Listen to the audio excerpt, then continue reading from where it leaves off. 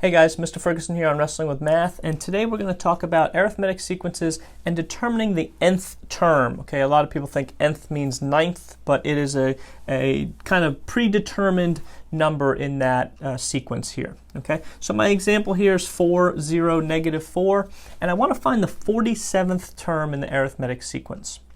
So if you look up in the top right-hand corner here, my arithmetic sequence formula, and we'll kind of break this down as we go. It says a sub n equals a sub 1 plus d, and then parentheses n minus 1. So a sub n is the number of the term that you're trying to find. So in this case, I'm trying to find the 47th term. A sub 1 is my first term. D is my common difference.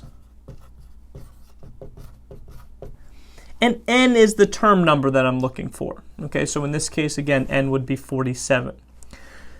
A sub 1 is my first term, so I have that information here. And I need to find out what the common difference is. So if you recall from our previous video, the way that I find the common difference is I take any term here, and I subtract the previous term from it. So the easiest way to do this is to take your first two. Okay, so I take my second term, which is 0, and I subtract the previous term from it. Okay, 0 minus 4 is negative 4. So my common difference is negative 4. Now you may see this formula written slightly different. They may put the common difference on the outside, but we like distributing, if we needed to two terms inside those parentheses. So I have my common difference, I have my first term, and I'm looking for the 47th term. So now I could plug all of this information in. So if I wanted to, a sub 47 equals a sub 1, so find your first term in your sequence, so 4, plus, we should use parentheses, we don't really have to, but I'm going to use it just to show you guys. Common difference is negative 4.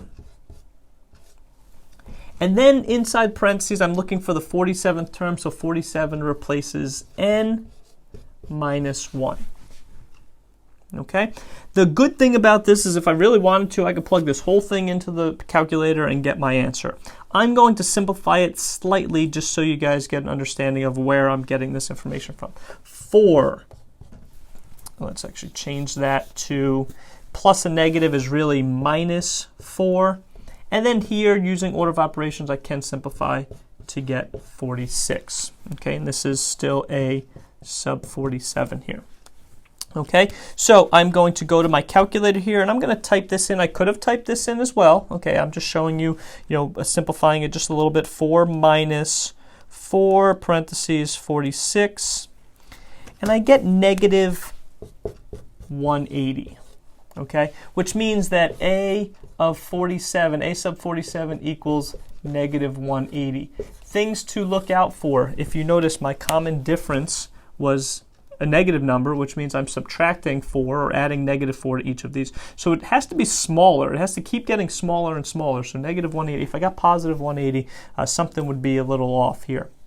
And make sure if you were to graph this, the first term is 4, the second term is 0, the third term is negative 4. The 47th term is negative 180. So if I were to figure out how to graph this line, okay, because we talked about in our previous video, arithmetic sequence is a linear function, we would get 47, negative 180 as a point on that line. Again, little things just to kind of mesh these all together here. So brief example here on how to find the nth term, which would be a predetermined number here. And you don't have to sit here. You could, if you wanted to, subtract 4, subtract 4, subtract 4 until you got to the 47th number. That works as well, but these numbers could be 40th, they could be 80th, they could be 150th. So we want to have a formula that we use. So again, the formula is right here, and that'll help you find whatever term number you have, as long as you have the first term and the common difference. Okay, so hopefully this helped, and thanks a lot, guys.